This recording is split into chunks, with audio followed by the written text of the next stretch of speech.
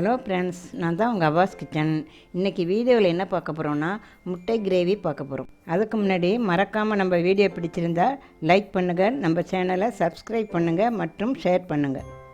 வாங்க வீடியோக்குள்ளே போவோம். தேவையான பொருட்கள் செய்முறையிலேயே காட்டுறோம். இப்போது எனக்கு தேவையான 6 முட்டை அவிச்ச முட்டை எடுத்து வச்சுருக்கேன். உங்களுக்கு தேவைன்னா இன்னும் 2 அதிகமாக வேணால் வச்சுக்கோங்க. அவிச்ச முட்டையில் 1 டீஸ்பூன் மஞ்சத்தூளும் 1 டேபிள் ஸ்பூன் மிளகாத்தூளும் போட்டு கொஞ்சம் இப்படி புரட்டி வச்சுக்கோங்க. அடுத்து ஒரு தவாவை அடுப்பில் வச்சு கொஞ்சம் எண்ணெய் ஊற்றி மசாலா போட்டு வச்ச முட்டையை கொஞ்சம் நேரம் 1 நிமிஷம் பரட்டுங்க. இப்போது அதை எடுத்து ஒரு பவுலில் வச்சுருங்க.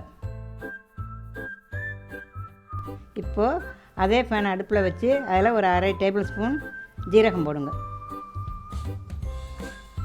கூடவே ஒரு 4 பச்சை மிளகாய் சின்ன சின்னதாக நறுக்கி போடுங்க.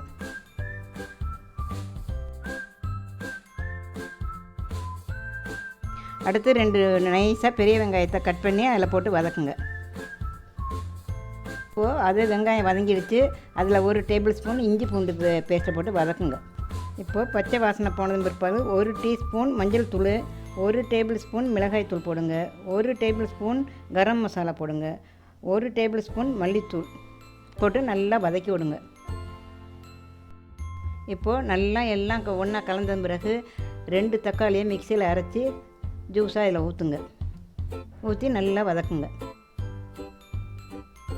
இப்போது உங்களுக்கு ருசிக்கு தகுந்த உப்பு போட்டு நல்லா வதக்கி விடுங்க. இன்னொரு முறை நல்லா கொஞ்சம் வதங்கிடுச்சு. இப்போ தயிர் ஒரு 1/2 கப்பு ஊற்றி விடுங்க.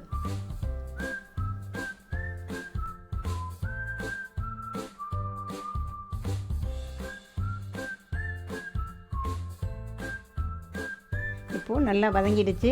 இப்போ நம்ம வதக்கிட்டு மறுபடியும் அதில் கொஞ்சம் தேவையான அளவுக்கு தண்ணி ஊற்றுங்க. இப்போது ஒரு மூடியை வச்சு மூடி எண்ணெய் கசிகிற அளவுக்கு வந்தது பிற்பாடு திறந்து பார்த்து அந்த எக்கை கட் பண்ணி அதில் போடுங்க.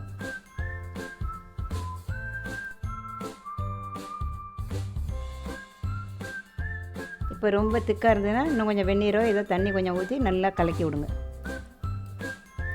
இப்போது ஒரு 5 நிமிஷம் மூடி போட்டு மூடி வைங்க. 5 நிமிஷம் கழித்து திறந்து பார்த்திங்கன்னா நல்ல எண்ணெய் கசிவோடு நல்லாயிருக்கும், பார்க்கவே நல்லாயிருக்கும். இப்போது அது மேலே மல்லி, புதினா, கருவேப்பிலை தூவி விடுங்க. இப்போது சூப்பரான முட்டை கிரேவி ரெடியாக இருக்குது. சாப்பிட்டு பார்த்துட்டு கமெண்ட்டில் சொல்லுங்கள். மறக்காமல் நம்ம வீடியோ பிடிச்சிருந்தா லைக் பண்ணுங்கள், நம்ம சேனலை சப்ஸ்கிரைப் பண்ணுங்கள் மற்றும் ஷேர் பண்ணுங்கள்.